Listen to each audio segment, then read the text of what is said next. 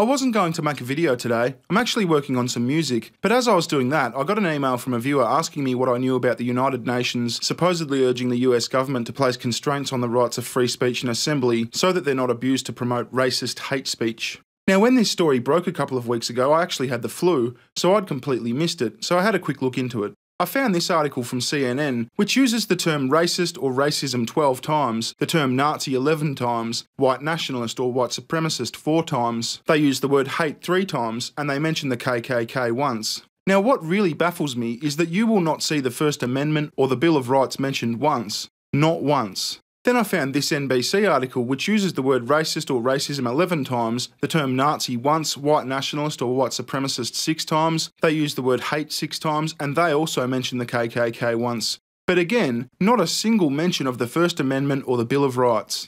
Now, the only reason that this was even a story is because the First Amendment exists. The First Amendment reads, "Congress shall make no law respecting an establishment of religion or prohibiting the free exercise thereof or abridging the freedom of speech or of the press or the right of the people to peacefully assemble and petition the government for a redress of grievances." The UN are urging that Congress do pass laws prohibiting at least in part the free exercise of speech and the right to assemble. So the lack of any mention of the First Amendment or the Bill of Rights by 2 of America's largest media organisations seems really strange to me. Plenty of other articles mentioned the First Amendment, including this one from LifeSet, this one from the Canadian Free Press, this one from a website called Voices for Hillary, and this one from the Washington Post that actually sided with the UN, called "When Free Speech Becomes a Political Weapon." Hasn't speech always been a political weapon? Isn't the whole point of politics to use our words to fight each other instead of ripping each other's guts out with actual weapons?